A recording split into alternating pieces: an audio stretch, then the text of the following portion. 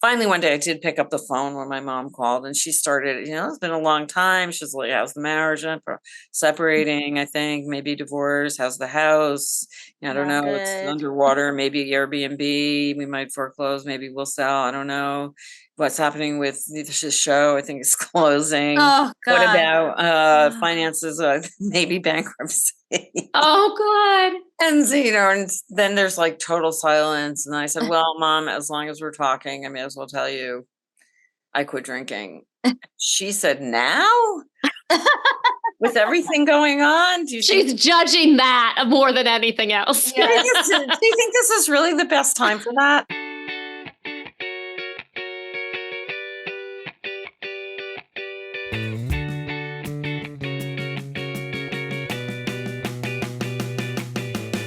Hi, welcome to Non-Drinking Buddies. That's hard when we're on Zoom. I know. I'm Ann Gregory. And I'm Rebecca Johnson. And this is the show where we talk to teetotaling guests about how they find the fun in a booze-free life. And today we have like an alt comedy icon, the star, the creator of Uncabaret. She's an author. And she's also a creative coach and a singer and an actress, comedian. And it has an iconic role on Sex and the City. Let's talk to Beth Lapides.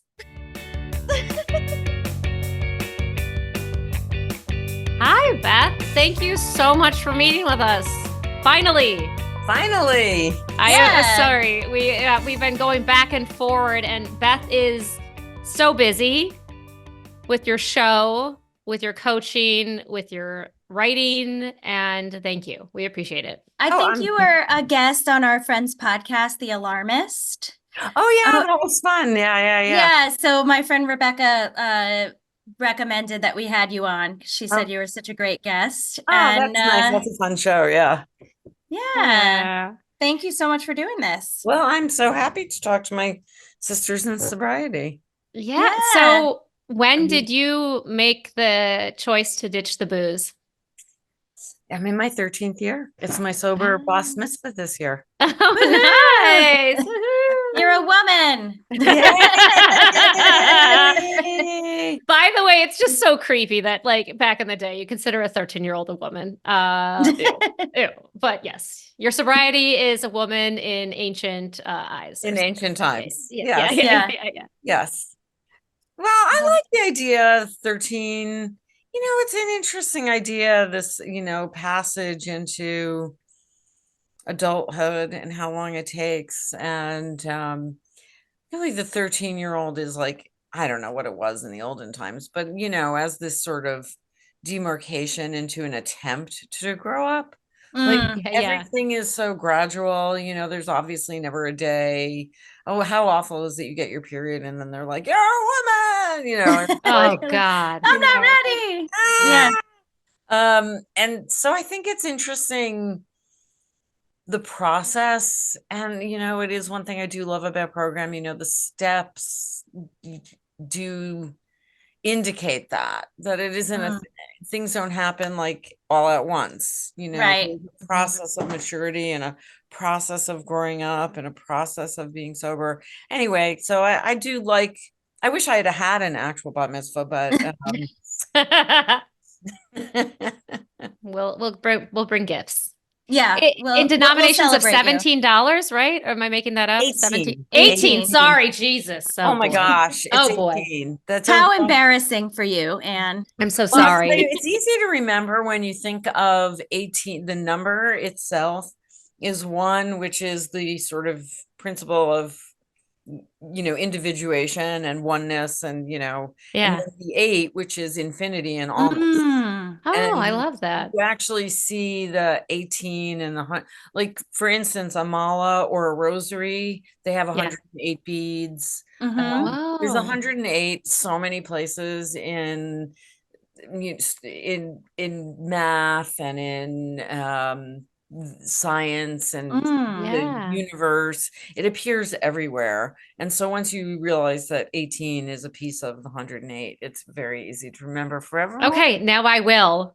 I Yeah, will. we'll never forget. Sorry to my Jewish cousins. That I told you something at 17. That was So, bad. obviously you're in program. Did you start that right away when you decided to give up drinking? I started a program before I decided to give up. You're like Okay. testing the waters. You're like, let me hang out with these It people didn't and see actually, if it didn't occur to me to quit drink. It did occur to me to stop smoking pot Mm, on my own. Well, not really on my own. Okay, so my story is this. I was at do you know who Louise Hay is?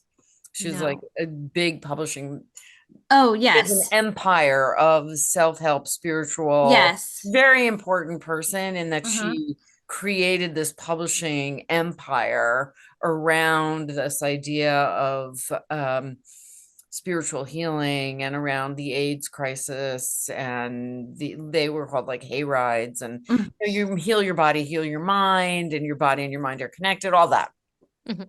So she has this whole empire, and they do these giant conventions with speakers and authors. And anyway, I went as a correspondent for a radio show to cover it and, talk to all the authors. And that was all fine, but I always had drawn my woo line at angels, and I had to interview this angel healer. And okay. That's so funny. That's like one of my lines too. So I get it. I get it. yeah, it's just like, if they're so great, why are there so much bad angel art? Okay, anyway. So, That's how you gauge. like UFOs, obviously. Duh. I mean, if that's the same thing, we would do dolphins, like the Thomas Kincaid dolphins. You know what I mean? Yeah, Like, but yeah. I'm gonna like dolphins, but I do have Go- my dolphins. I have my dolphins around me at all times. You do? Okay. All No, I'm right. just kidding. Yeah, they're just always swimming through my life. No, I'm just kidding. no, sorry. Back to your angels. No, I Okay. don't care. It's like, Yes, we'd love to hear about. So you had your line anyway, at so Angels. she said, it's very hard to explain it. Why don't I just do it on you? And I was like, oh yeah, all right, sure. And then she was like, your angels want me to tell you, no dairy. I was like, Oh, your angels want me to tell you. And then she said, your angels want me to tell you no smoking. And I said, anything. And she said, no, nothing. And I said, can I drink? The sign of a true alcoholic. asking. You even Can I asked. You drink? don't even believe it. You're like, can Can I I? drink? If I can't smoke, she's, yes, your angels say you can drink. Uh, And I thought that gave the angels more credibility because they weren't against partying per se. And so I sort of took it really seriously. okay. And I did try. And then I wouldn't have, then there's a whole long other part of the story where they did actually had this back pain, and it was healed in this angel healing. So, Whoa. I had this very giant shift of like, if it's going to be between pain and angels, I'll pick angels. And Line pushed.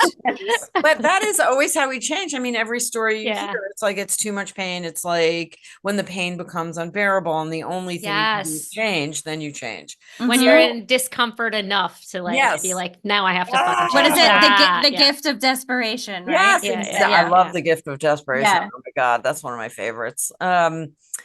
So I did quit smoking pot at that point, but Okay. not, I mean, I try, I in and out, but just for 6 months. And then it was like, okay, that's really it.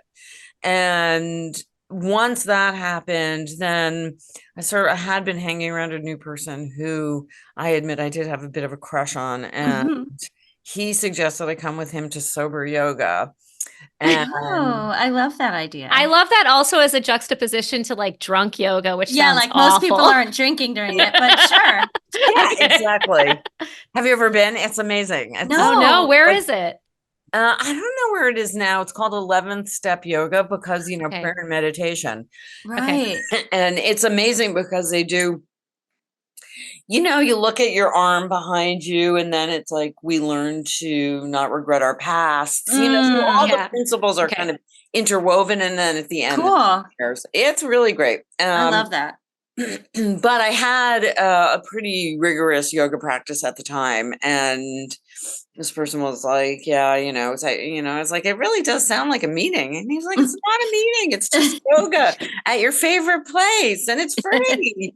And I was like, oh, well, if it's free, I guess. Yeah. Yeah. And then I walked in and it wasn't, and they handed me a piece of paper and it was the keys to the kingdom. And I was like, what? And then we go through the class and it's like, oh, and you can see it's going to be over before it's supposed to be over. And then we're in a circle. And anyway, Okay.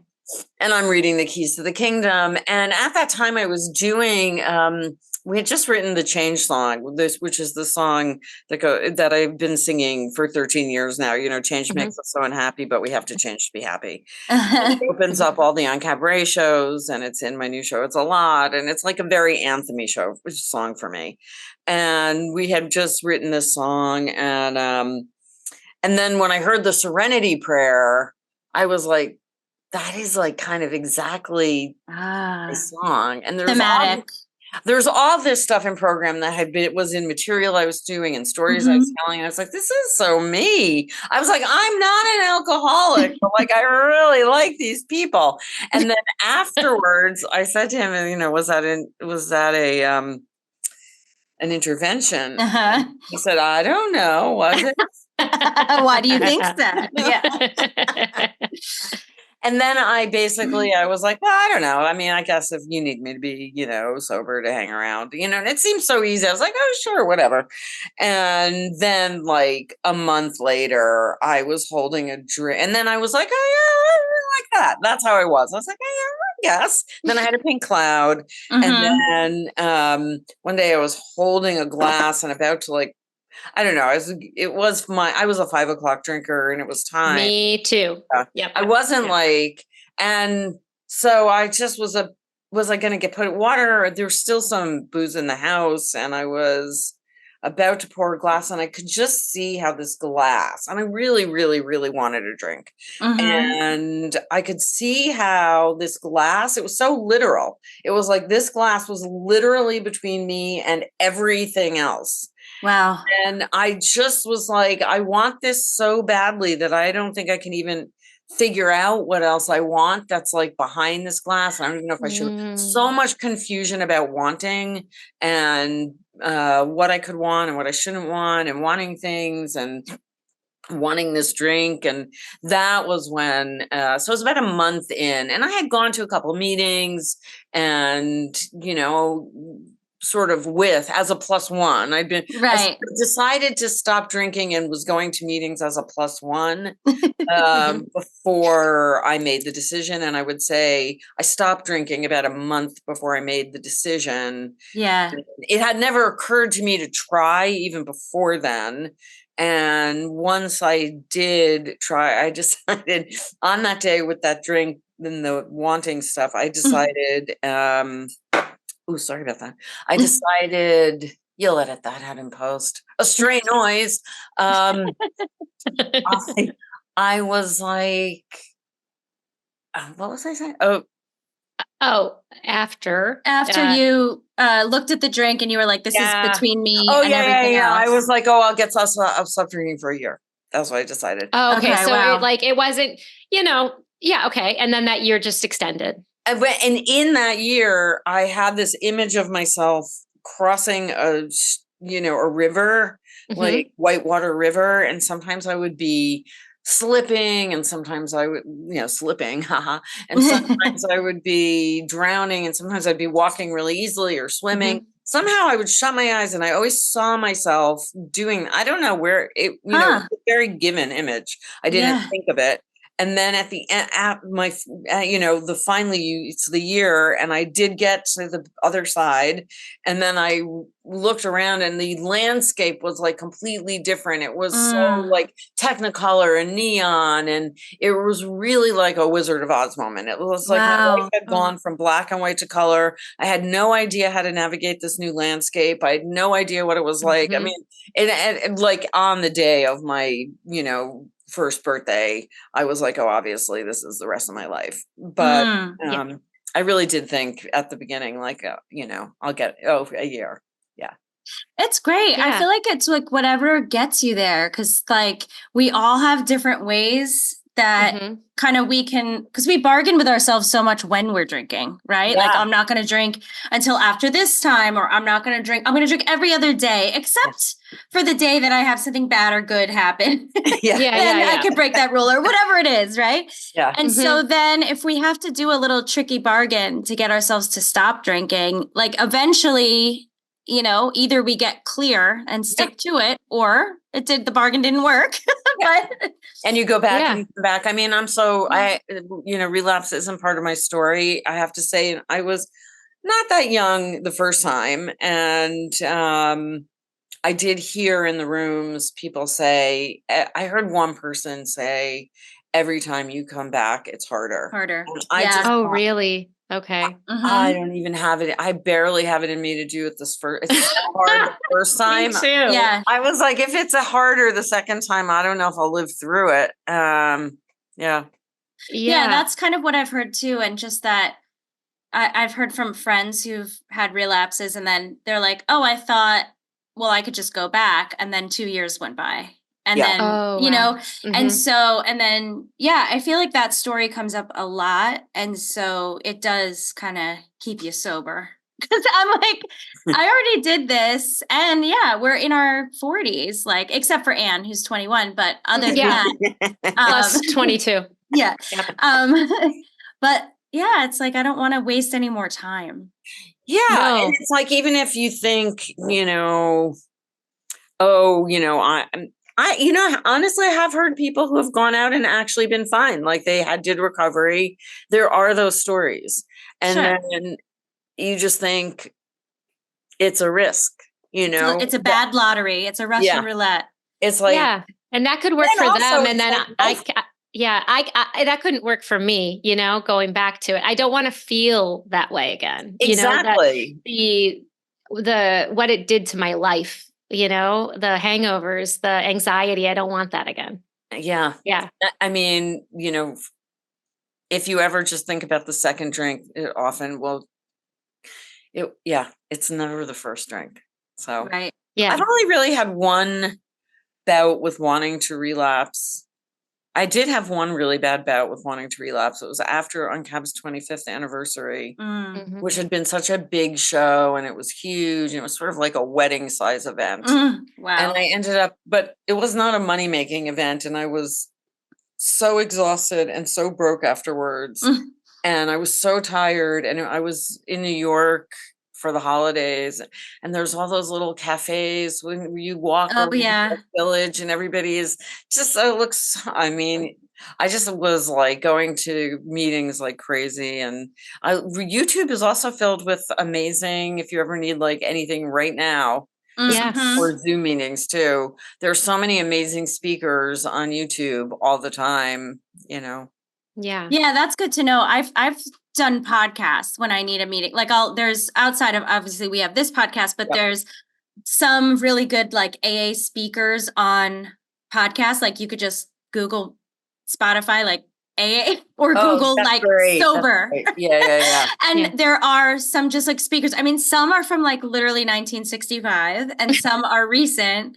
And it's funny how like the ones from, there's some that are like, just the era of it sounds so old fashioned, much like in the Big Book where the language is like, I don't want to be a Sally or whatever. Like there's some language where you're like, language, Rebecca, language. But you know what's so interesting about the Big Book that I never hear anybody talking about is it's a book about war. I mean, it's essentially a war after war, recovery after war. These guys were, it was like soldiers. PTSD. Yeah. And so I really think, metaphorically, that the idea that we're coming in from a war with ourselves. And once I started to see it that way, and it wasn't just old fashioned guys.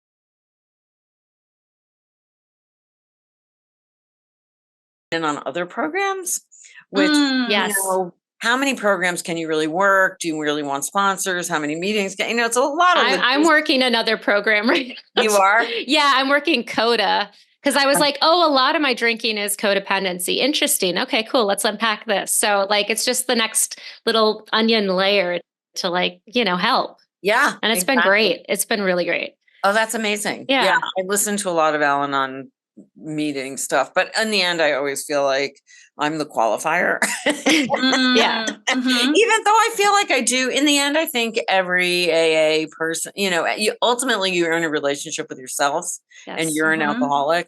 Mhm. So ultimately you are a double winner, when it comes right down to it. Right. Every single Yeah. alcoholic. Yeah. Anne, go Oh ahead. no, I was gonna say because you were performing all the time. Did you used to have a glass of wine or a shot before you went on stage? I did used to have a drink before I went on stage. I really studied I really worked on the right drink for it to be. That could For a be singer. a little relaxing, but I was still sober. But it was extremely prescriptive. Mm. And I ended up with Campari. Okay. Oh, Campari on the rocks with wow. some version of Campari. But enough Campari. And in fact, there's a wall of Campari bottles near my hairdresser. And that they just put up, and I'm like, oh my God, it's like so crazy for me to look at that. So when I look back at old stuff, I mean, by the end of the night, I can hear it in my voice. At the beginning, I think I wasn't, because I was hosting and I was mostly on cabin all nights. So I didn't have I didn't have any rules about don't drink on a performance night. God, I wish I had. But How did you feel when you switched? Yeah, like when you switched to not drinking and performing, how was that transition for you? when I first switched, I was in the middle. I was on hiatus from Uncab and was doing my show 100% happy 88% of the time, and it felt better. And that I wasn't actually drinking before I would get on stage, because I was, well, sometimes, not always. I mean, I wouldn't bring booze with me, Right. Yeah, if yeah, it was yeah. there. It's the venue. If it was a free theater, drink. if it was a theater, I wouldn't. But if it was at a club, I would. But I was also starting to sing, and then my, this person, who who brought me to Sober Yoga also was like pushing drinks away and saying that's not good for your voice. So it was like a gradual. And so when I went back to Uncab, which is really more, and that was a written show and it was more of a theater, so it wasn't as clear what the difference was. I was more able to focus, I think. I don't know even know if I can't say for sure. With Uncab, it was definitely different, because that was so much about, like, quote unquote, having fun and being in the moment and playing around and doing new stuff. And also I was hosting. And also my story is that at the same time as getting sober, I also was divorcing and lost a house and had nowhere to live. Well, I mean, I just places to live, but I moved 18 times in 2 years. Oh my God. What? Also bankruptcy. And so it was really, I had it all. And you didn't drink through that. That's remarkable. That. Well, I know people are like, alcohol? and I ended up getting divorced. It was a breakup. I mean, the whole thing happened at once. And and it all, it was like I had my bottom sober. Like I was like holding it together, while it was like the booze was kind of holding it all together. And I took and it's just, everything had to change. It was one of those just like giant life revolutions. And I mean, they're the funniest way to say it is, I'd been avoiding my parents, because my parents are, as many of our parents are, they just wanted everything to be fine. And the only way you knew how bad things were in my family was by the octave of the fine. It was like, fine, it's fine. And when it was really bad, everything was fine. And I couldn't really lie about it anymore. And and I didn't know what to say, and everything was really getting worse and worse. And so I was avoiding it. Finally, one day I did pick up the phone when my mom called, and she started, it's been a long time. She's like, how's the marriage? Separating, I think, maybe divorce. How's the house? I don't know. It's underwater, maybe Airbnb. We might foreclose. Maybe we'll sell. I don't know. What's happening with the show? I think it's closing. Oh, God. What about finances? Maybe bankruptcy. Oh, God. And, and then there's like total silence. And I said, well, Mom, as long as we're talking, I may as well tell you I quit drinking. She said, now?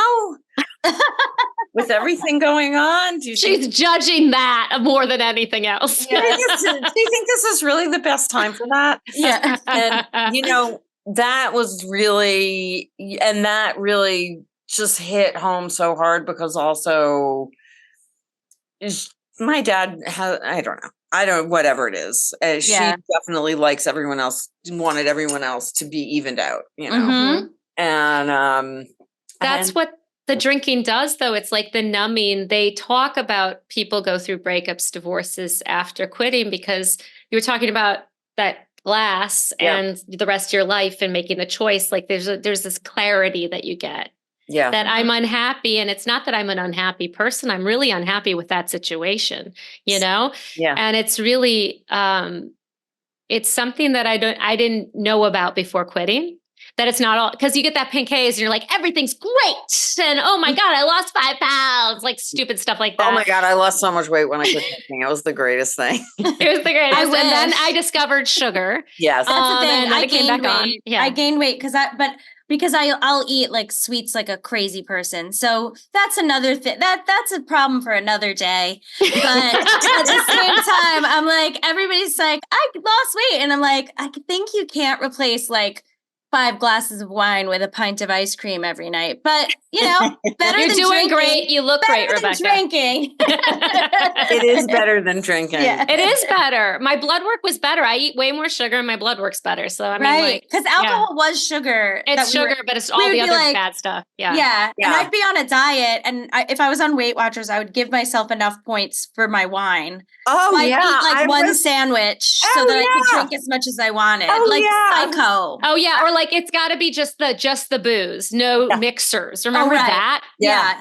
Just tequila, vodka, just only have vodka. Yeah. That's the, most diet friendly. Healthy. That's the most healthy liquor. No, it's not friendly. Vodka's not friendly. What are you talking about? I was on one diet that was like literally grapefruit, hard-boiled eggs, and vodka. I mean, that was like the whole diet. Oh, God. Oh, my God. At least you had good vitamin C. Yeah, and protein. And protein. And vodka. Thank God they left that in there. That's how you got through. Because you're like, well. Oh my gosh. So how did you get through that year other than meetings? Like, what were some coping techniques with so you continued to not drink? I'll include the answer to your last question with this, because then on Cabaret it was really a miracle because I had stopped on Cabaret. And then we got this opportunity to do a show at a venue that we went down to pitch what the show would be, and nothing was quite sticking. And then Mitch said, why don't we do on Cabaret? And I was like, oh God, that show's just dead to me. I can't do that show anymore. And he was like, oh, everybody loves it. Let's just do one for your birthday. And, and we'll do it together. We'll have live music. It'll be so much fun. And I was just like, we literally couldn't, there was not anything else sticking. And so the venue hired us to do that. And that was kind of a miracle of sobriety, as I like to say. And then I walked outside. Okay, I have to back up for 1 second. My sponsor had given me a card at my 9 months that I was about to go on the road on tour sober with it was so hard. It was just like, there were so many particulars that anyway. And she gave me this card that was a street, like a crossroads. It said hope one way. And I said to her, I don't believe in hope. Hope is about the future. And I'm a yogi. And I'm in the now. And hope is the hope that'll kill you. And she was like, oh my God, I'm out, whatever. I love you, and here's a card, and I'm so proud of you for 9 months. So everywhere I moved in that time of moving around, I kept this little card next to me. I was on the road. I moved here, I moved there. Hope one way. Then we get this gig, and we walk outside, and I look up, and I see that the venue is on the corner of First and Hope. Wow. Oh, wow. Downtown. Yeah. Oh my God. It was just a literal message. It was never about hope as an idea. It was literally, this is, Yes. And then I look up and I see the venue was called First and Hope. I know that place. Yeah. And now it's called O'Lock. So we were there. So that was the venue, and that we brought on cabaret back. And so one of my mechanisms, and this answers what was it like to perform and some of the tools, was I was producing this show every Sunday. I hadn't, I'd been producing it with the partner that I was divorcing. And so I really took over the producing, and it was very suit up and show up. I mean, I was really learning to have to grow up and be the producer and be, I couldn't be the I'm just the talent, I had to just be like so responsible for everything. And in a way it became a meeting. There were a lot of sober people came to the show, and it wasn't a meeting, but it was like, we had sober people in the show. It was at a sober, I mean, people drank. I mean, plenty of people were drinking, but plenty of people weren't drinking. And I had to show up and be sober. And it was really hard to do new material because I didn't, in the anonymity and press. And, I was like, when I talk about it, and it's all that's happening, and everything was so fresh, and, pain plus time equals comedy. And was there enough time, and figuring out what to, but, I could always focus on hosting, and I could always focus on service and making it okay for everyone else. And whether it was really, I was going to be the one, maybe I wasn't, maybe I was going to not be the one. Maybe it was really about everyone else. And I didn't, so I really, that was, and then miraculously, we were asked to do some Amazon shows during that time. So I was literally had nowhere to live, and like moving around and producing these shows for Amazon, and on a shoestring, but it was crazy. Yeah. So some of the things, so having that, okay. So meetings, I mean, I went to meetings, a lot of meetings at the beginning. I got a sponsor who wasn't the right sponsor, but around 6 months I landed with the right sponsor. I really had to beg her. I begged her. I was just like, I have a project, and it's going to be a movie. It's still, we laugh about this all the time, because she was like, it's going to go, and then I won't have any time. And that movie has still never been made. And I was like, just have me until, because it's hard to find somebody, the right person. I knew that she had been through so much. I knew she could really help me. And I've been working with a sponsor, doing the steps. I did once I landed with her, we did the steps pretty fast. I mean, I went through them pretty. Yeah, no, I didn't speed through them, but I did want to get through them. And and, all the things like learning what one day at a time means, and, actually believing it. I remember I was buying a calendar at one point, and I was like, should I get a monthly calendar, a weekly calendar? Everything is like, oh, and I was like, oh, wait, one day at a time. I'll get a one day at a time. I'll get my day, but I'll get a book that's one day at a time. And now I still have that. It was like a follow back, and I still use it, and I fill it every year, but I also have a monthly. I also have Google now. I mean, I'm calendars now. That one has a certain place in my heart, and I really keep up with it. So that a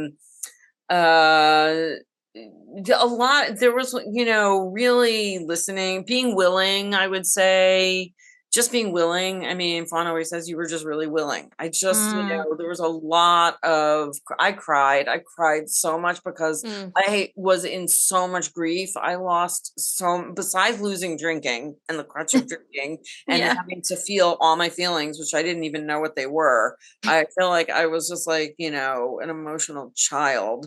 There was also, I mean, all that, to lose your credit, to lose your, I mean, I've been married since, for many, I've been married for a very long time, and we were very entwined, very entwined. We were a partner couple, and it was just a giant loss. And, and all of it. So I owned a house, and it was just wreckage, just so much wreckage. But I listened. I had a lot of things written in red lipstick around the house. I did finally land in a guest house, really like protected, and it was really a God shot the way it happened too. It's too long a story. It's in my show. It's a lot. Come see the show. We And will. We will. and there were certain things that I really lived by. One was this idea that I love uncertainty. I had written out, I love uncertainty. There's more God there. And, I think of myself probably mostly as a recovering know-it-all. I love that. That's I can relate. Yeah, I mean, we all are such like know-it. I mean, I know. I mean, and I find, and because also my bit in, part of my thing is like wisdom and knowing and coaching and telling, and it's like I really have to remind myself all the time, like, but I don't know. I mean, I will often somebody will ask me a question and I'll give a very certain answer, and they'll go, but I don't know. I mean, but what do I know? I mean, because I will just try to lace everything in with, but I could be wrong, because it was in this time of uncertainty where I really was like, as you said, Anne, becoming comfortable with being uncomfortable, and uncertainty and the unknown. And I tried to think of the unknown as like the mystery. And if everything is known, there is no room. This was really what I came to. And I do forget it. And I thank you for making me say this out loud to remind myself, I once heard actually alcoholism referred to as the disease of forgetting. And I really think that is one of the greatest descriptions of our situation.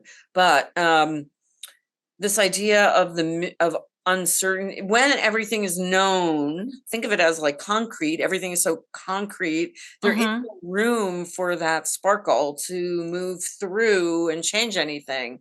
But if you think of it as once I think of it as the mystery, it seems kind of like fog and foggy and unknown. And then like it's more whimsical. Yeah, it's much more whimsical mystery than certainty and uncertainty.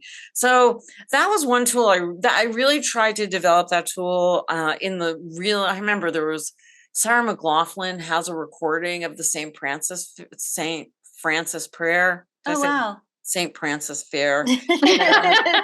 I love his prancing. It's so delightful. The whole fair. Yes. Yeah. I love it. And on really bad nights, I would put that thing on a repeat play, and I would be crying and my heart would hurt. And I would just listen to her sing that St. Francis prayer on repeat loop until I fell asleep. Like it could take 2 hours. I mean, it was really hard.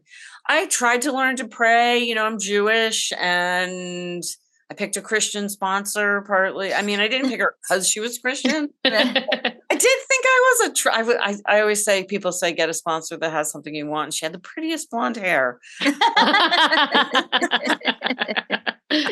I know. In a certain way, because I think, in the Jewish faith, it's all so complicated, and the prayers are in Hebrew, and what do they even mean? And it's all questions and unknown. And I really did like that she had this very concrete way to like pray to God, and why don't you ask God this and talk to, I don't know. It's just, I really love, and so I worked really hard at what is my personal relationship to God. And I also, in the beginning, especially, I love to share this if there are newcomers listening, this was the greatest thing. So I went to a meeting, and you see who's going to speak, and then you're like, you can't help it. You have a little feeling of excitement or dread, and you try not to judge, but mostly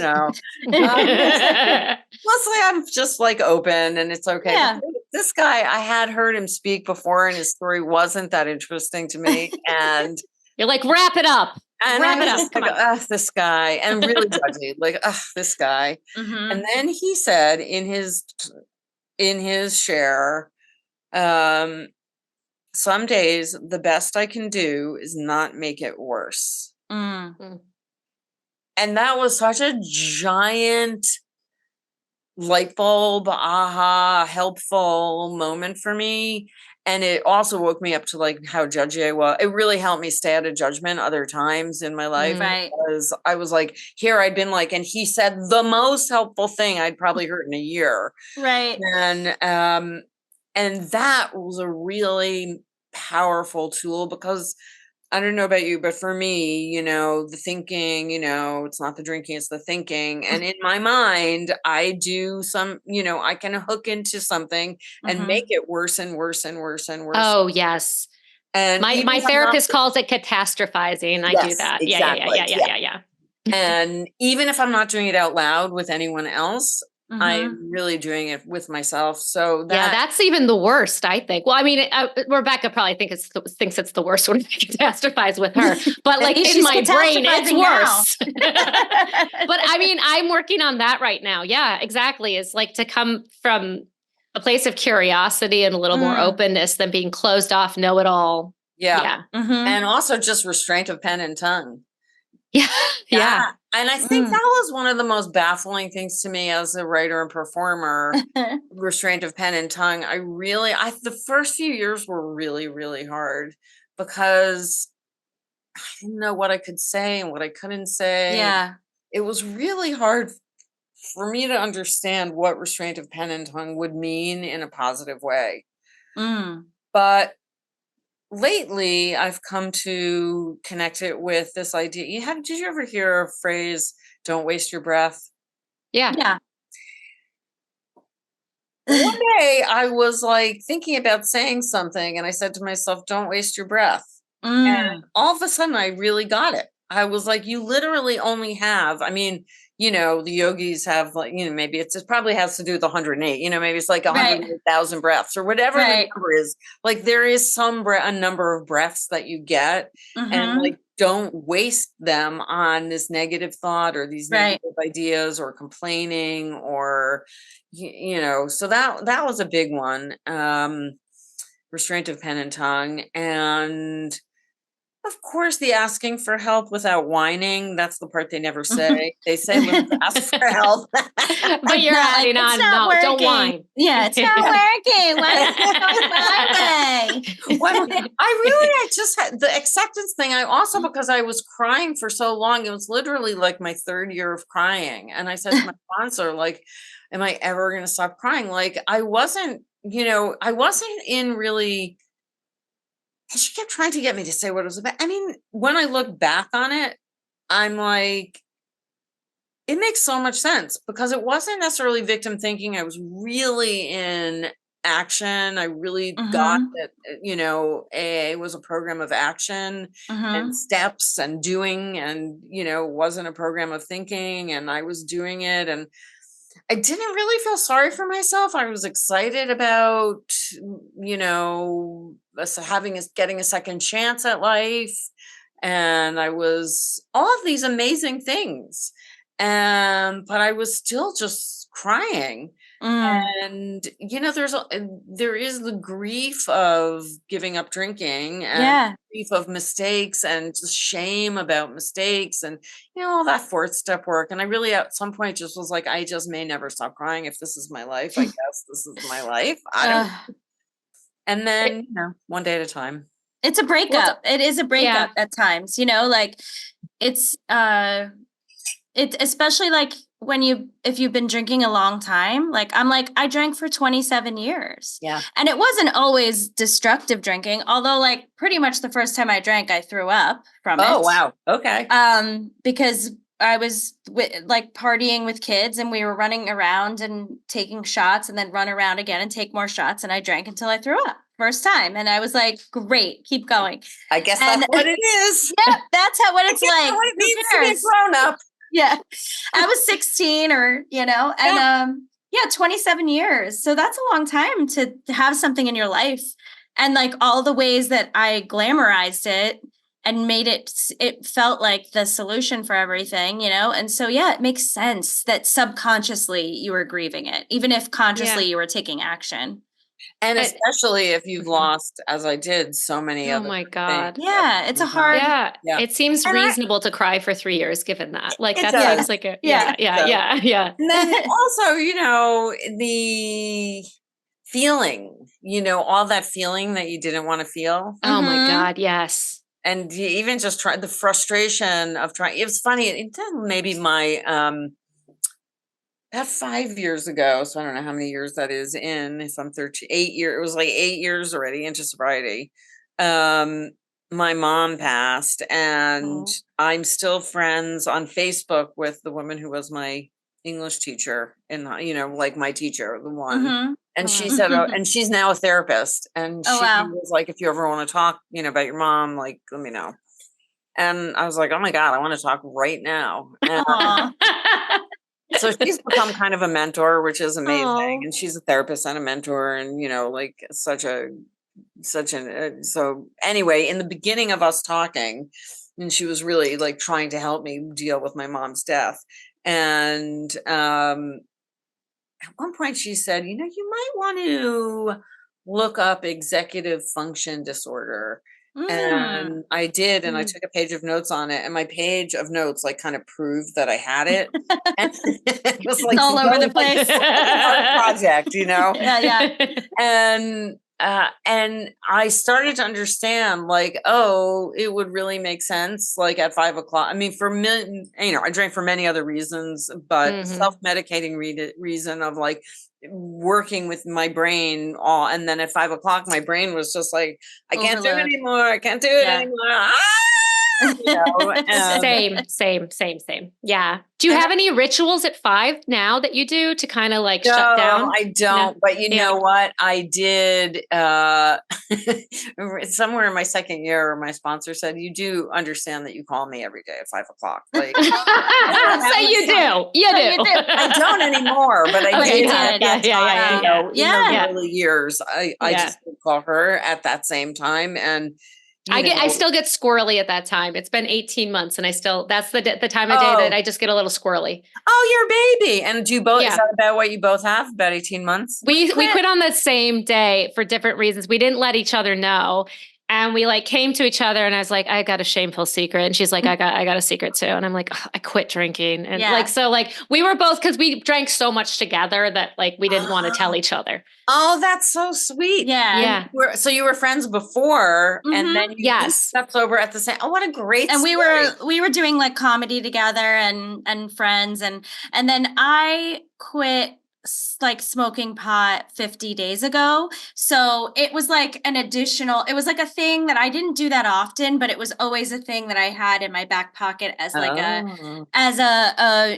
just in case. And like I was talking to my sponsor about it actually because I'm like, it wasn't really a problem because I would smoke like a couple times a month at most, right? But I had vapes in every purse and in my underwear drawer and like all these different places. In your just underwear case. every day. Yeah, in my underwear. But it was like all different places just in case. And it was Yeah. like my just in case, like break if an emergency. And I would bring it to social events because I didn't start the program right away. And so, we did it kind of on our own and I had read a couple books. Anne and I both read a couple books. And so it was like, oh, I have that. And then I started to notice the obsessive thinking coming in. Yeah. And also I wasn't being truthful with the AA people. Yeah. So once I started to be honest with people in meetings and stuff, and my sponsor was like, well, you can't, so we had to have a tough conversation, but then it was honesty. good. Yeah. Well, the other thing is, one way to think about it too is keeping that pipeline to higher power clear. Yeah. And just not muddying. Not having it be a bong with not just having smoke it be a coming bong out. with smoke. Oh, I wear a bong on my head. Is Yeah, that blocking the path to God? Oh, shoot. It is oh, man. Okay. I need a new hat. I need a new sun hat. Yeah. It's a large bong. It's made out of glass. It's uncomfortable. It's not a good hat. Frankly. It is. And then I still occasionally have an edible once a month. It's like my once a month cigarette. And so that's my California sobriety, but I just wanted like in the vein of being completely honest. That's my And we have a honesty. different And your relationship. sponsor thinks that's okay.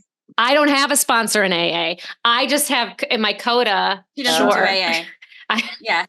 She doesn't do AA. She had a different issue. Like she got migraines from drinking and I was an alcoholic. And I was like, it was the ritual of it. So like I was an alcoholic in my own way, but it was a different, we were a little different in our approaches. Rebecca was fun. Drinking even though you were getting migraines. Yes. That which is bad. Alcoholic. Yeah. I know I'm an alcoholic. Yeah.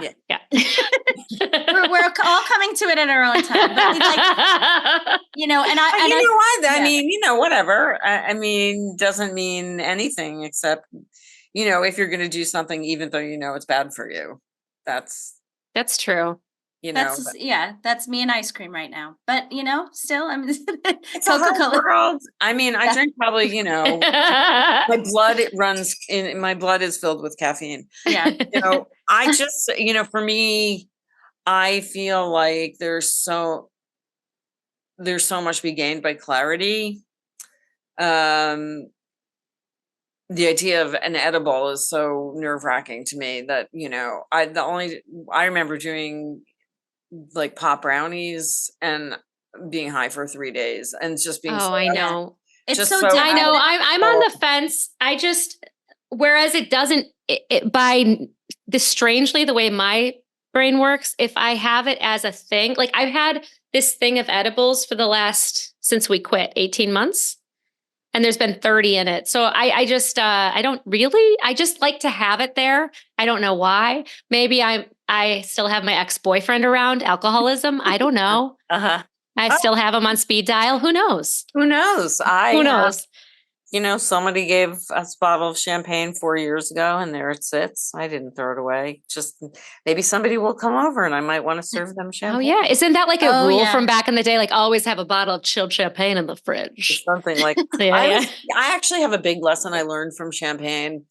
And I don't know how this relates to sobriety exactly, but I shot a pilot for MTV and at the end of the day, and it was just a dream project. And at the end of the day, they gave me a bottle of Dom Perignon. And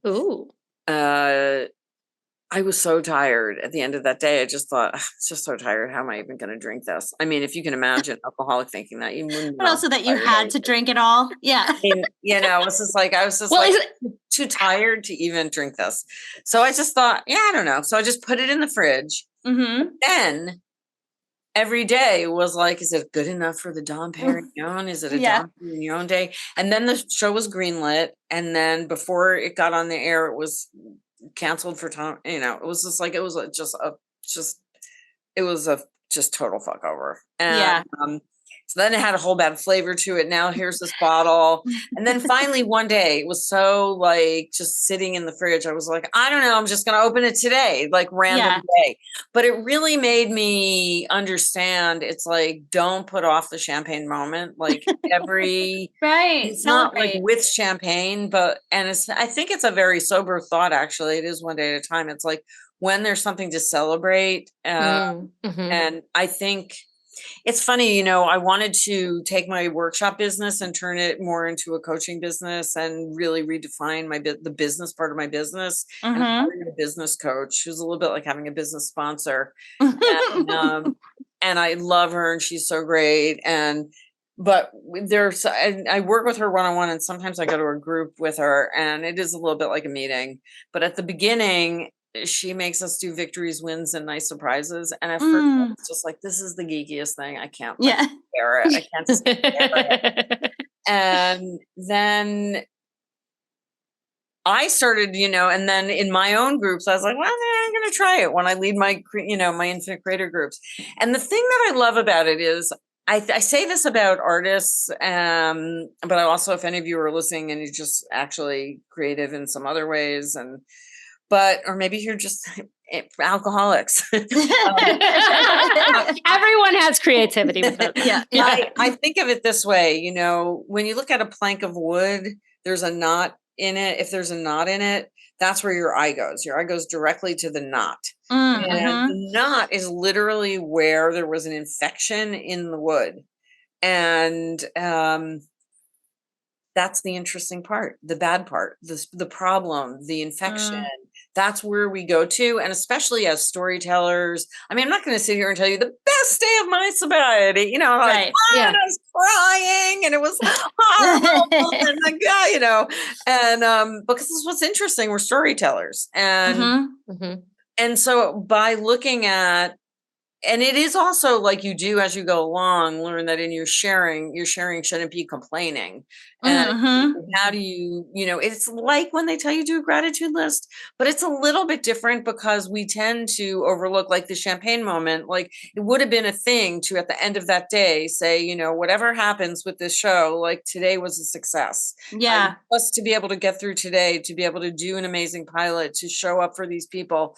I'm just so 100% different than I'm exactly the same, but also very different because, Mm-hmm. Mhm. the way I try to move, not always successfully, but the way I prefer to move through things. And many times I'm able to, fail, but sometimes I win. And so just celebrate victories, wins, and then successes. When I have clients do it to me, or when I Yeah. have to do, a lot of things that could come up, people will say, and I'll be like, that's amazing. And they'll go, it is kind of amazing. And it was something that didn't even weren't even clocking it, because Right. just moving on to the next problem. We Mm-hmm. tend to go from problem to problem to problem because we're creative and because we want to, it's interesting. And so that, that's a thing too. And I mean, as you think about, whether you're going to give up edibles or also vape or program, it's a victory to go through a day and be conscious and be present. And to Mhm. me, that is the greatest victory. But I always said, at the end, at the 12 step, where they're like, our mission is to, help another alcoholic get sober. And I would always say to Fawn, like, is that really my mission? It doesn't feel like my mission. You're like, I just want to help me. Not that I just want to help me, but like I want to help create it. Like my Yeah. this doesn't feel like that. But then, so it's like I want to help audiences laugh, and I want to Right. help. Yes. I want to help my team, flourish, and I want to help Mm. my production do great, and I want to help. Sure, I also want to help other alcoholics, but so like that. But the longer I have been doing it, the more I start to see like everyone is really an alcoholic or addict. Like there are no normies. That's what I have come to like understand. Agreed. There are very few people who are not addicted in our culture. So Right. To Yeah. something. Oh my Yeah. God, we're all addicted to devices. Come on, stop it. I don't know a single person who's not. Yeah. so Who it's knows like, it's bad for them and keeps scrolling. Yeah. Yeah. That's Yeah, the feeling. and I had a client just this morning about writing. He's like, he's not in program, but he's like, my therapist said this thing from program to me, and it was so helpful. And like, is there a book of all those like alcoholic saying, all those sayings? Because they're You're not. like, I know. Yeah. They're not in the big book. It's Right. like Yeah. all those things like that are so annoying when you first hear them. Like, take it easy. It's like, fuck yeah. Yeah. Actually, that is actually really helpful. And so Or the feel like- gratitude list. When you're having a shitty day, you're like, yeah, I I gotta love be it grateful. though. and I then- know. Yeah. I love I like getting it too, but I gratitude like lists. to get my yeah. We've talked about this before. We Yeah. have different approaches to gratitude. Well, what are your different approaches? I just need to get the bad thoughts out first, just out of my fucking brain, and then I can be grateful. It's Yeah. almost like I just have to get those spiral thoughts, like. Well, I actually I'm feeling this today. I'm not feeling that great, and then I'm grateful. Whatever. It's almost like a blurt. Like you blurt it out and then I'm going to try to the assignment. revolutionize your life right now. Oh, God bless. yes, Thank you. Beth. This is Thank something you. that I heard in one of those 11-step meetings. That really is helpful, I think. It was like it was like a gratitude meditation, and she was like, whatever comes in your mind, be grateful for that thing, and then think about why. And so I think we've come to understand the gratitude list as a list of received gifts. Like only the good things go on the gratitude list. We never are like, I'm really feeling sad and I'm so grateful I feel sad because I actually can feel my feelings. Yes. You know, Thank you, God, for the anal blockage. yeah. I mean, whatever it is, like this thing in my body, which is waking this pain, this anal blockage wakes me up to the fact that I really need to eat more fiber. So thank you. Thank you for reminding me. Thank you for reminding me. You know, thank you for being human, where I can experience things and I'm not a disembodied consciousness. Yeah. And it doesn't, it's not nothing fixes it all. You know, it's not about fixing it. You know, we always joke in the house, you know, that'll fix it. But I've been thinking about that too, like recently, and it's like, we don't need fixing necessarily. Like, it's like, that is like, that suggests we're broken, and we're all just humans, right? So we're all equally broken. And we're broken open. Sorry. Yes, I didn't mean to laugh so hard. What? Yes, no.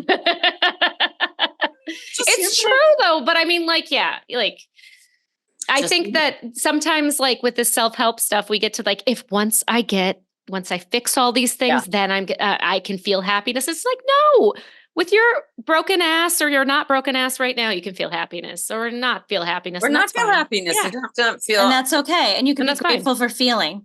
Yeah. The show that I was doing when I got sober was called 100% Happy 88% of the time.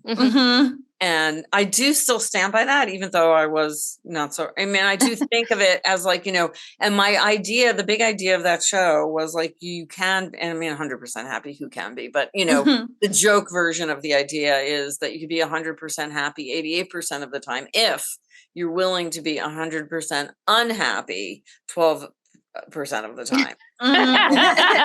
Just really lean in. Yeah, the misery. You know, I don't know what the numbers, and you know, the math might be a little off, but that I think is part of it. But I do, Anne, love your thing of the writing down when you're spinning. I'm always telling people don't do morning pages, because I think morning pages are that's another show, but I do think the thing, but I do love the idea of night pages, which is, you know, writing down your life as you have observed it and writing down what you've noticed, and not just, but the spinning and the writing down the spinning is such an effective way to part of it isn't just complaining, but it's to slow your mind down. The most effective, because you can't write as fast as you think. Right. Well, my typing is almost like, I'm like, my mom said they signed me up for like 5 years of typing. They were crazy. Mary Sharon and Brent. Yes. So, you know, I'm a very fast typer, and I do. And I was looking at it. I was just looking at it because I was like, what did I write today? And it was like, I'm really sad about this callback, but then I'm like, also then the sky is blue and blah, blah, blah. It was like all of these stream of consciousness weirdo. And then I could just be clear. Even. Yeah. You know, if it works, it works, you know, when you know, work it, you know, it works if you work it. And everybody is you know, in yoga, that as one of at the beginning of my learning yoga, I had a teacher say to me, it's your yoga, you know, and it's your life, you know, it's you, and we're all the same and we're all different. You know, in meetings, sometimes it drives me crazy when speakers talk about like, we're this and we're that and we're that. It's like, yeah. And sometimes I really like it because like we are, you know, there is a we to each person, and then there is also an I. And I love that about you know, the arts community, and about also program community, and about all communities, that it's like you understand that you're not so unique that no one is like you, but you also understand like you are kind of unique. I mean, it's fun to hear other people's stories. I mean, it's like, oh, I relate to it, but it's not my story. Yeah, because we can relate to part of most stories, you know. The emotional part. I mean, at the beginning for me, I was like, oh God, my life wasn't that bad. I mean, you know, it's like you hear of like jail and murder. Yes. And, you know, I was like, oh my God. I've murdered people, so maybe I could relate to that one. Jail is coming up for her next. We need to take that. Let's take that out.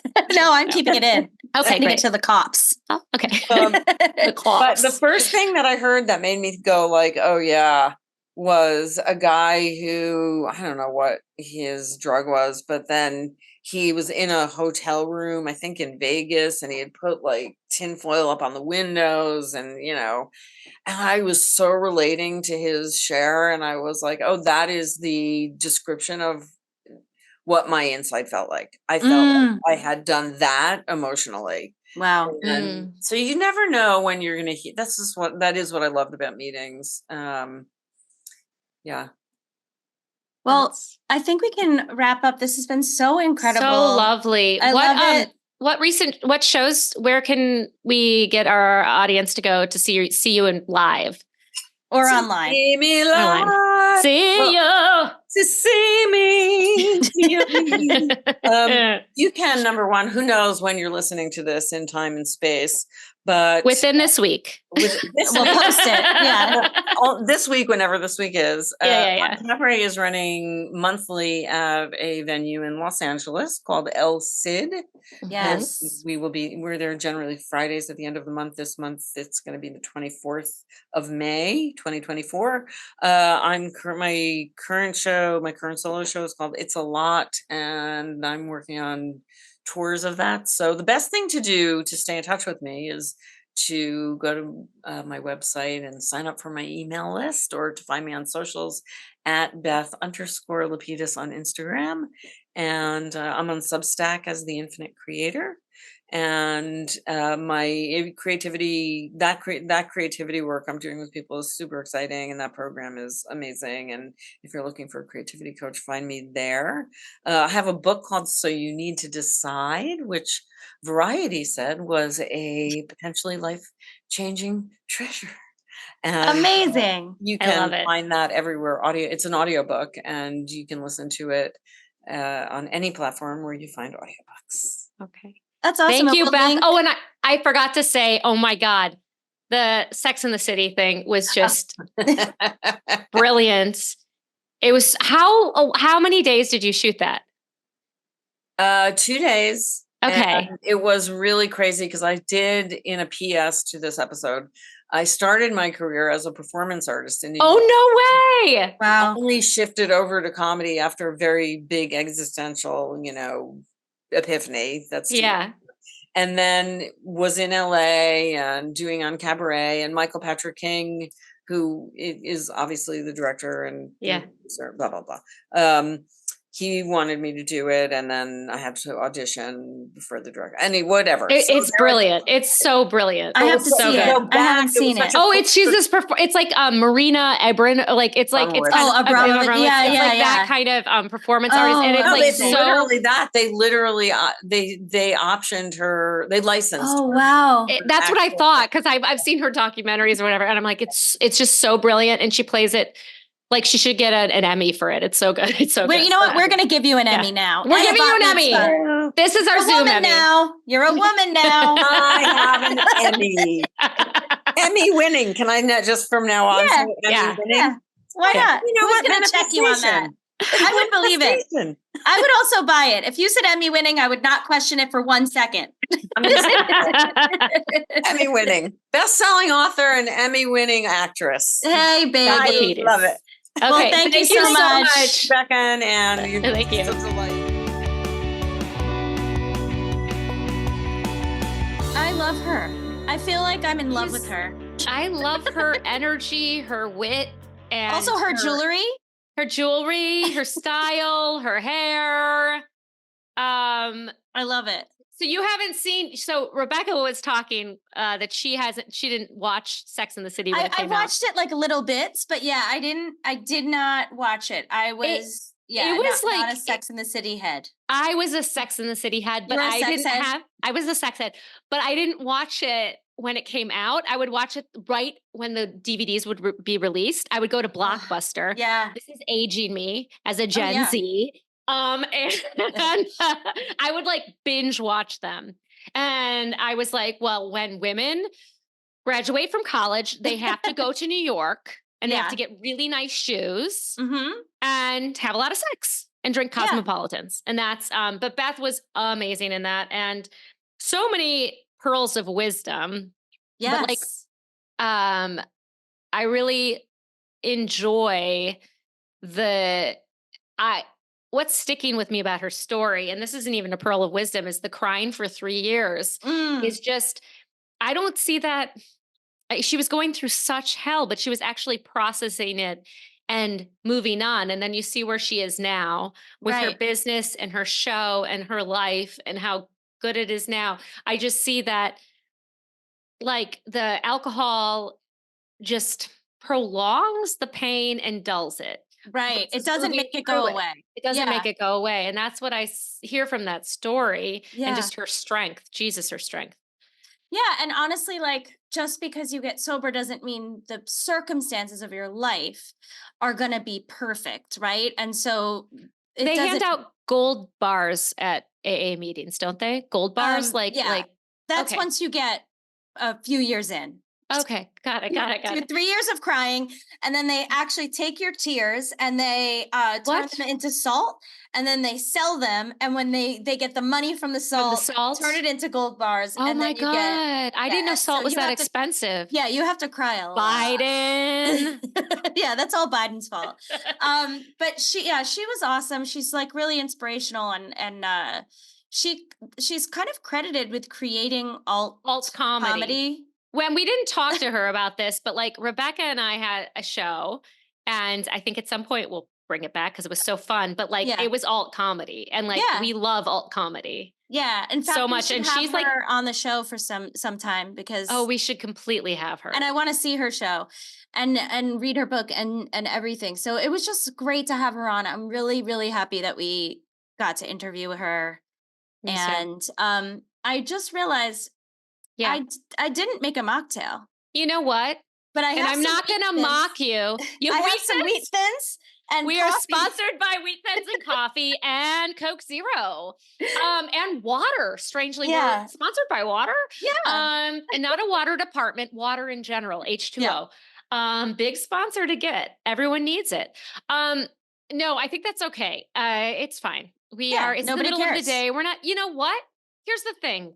We don't always drink mocktails. Sometimes we drink coffee. Sometimes we drink Although water. I was gonna say, when Yeah. she said she loved Campari, and one mocktail that I do love is a faux Negroni. I'm just gonna get it because I have it right here. I have the Okay. bottle. Okay, while she's getting that, I wanted to thank everyone for leaving reviews and listening and sharing and taking the time to write a review. It means the world to us. It means the world to us that we're reaching some people. Please continue to do it. And now Rebecca's back with her mocktail. Okay, it's a phony Negroni, and Phony Negroni. I didn't make it up, so it's gonna taste good. I like that you haven't taken it out of the cardboard. Pure class. I've drank. I don't know. I drink these sometimes, and so when I went to Soft Spirits to get the fake tequila to make our margarita mocktails, I also picked up some phony Negroni, and I also loved Campari and Aperol Spritz and Negronis and like the bitter herbaceous cocktails. And so I really enjoy a phony Negroni. I like to put it over ice and I squeeze orange into it, and it tastes great. And I feel like I'm drinking something special, and it's not too sweet, and it has that herby thing. So phony Negroni. I said I didn't have a mocktail. Look She at this. did. I had She's one a right liar. here. And I also had the wheat thins. So thank you, Nabisco. And thank you for listening. And we'll talk to you real soon. yeah, if you need a non-drinking buddy, we can be that. We'll be your buddy. We'll be there for you.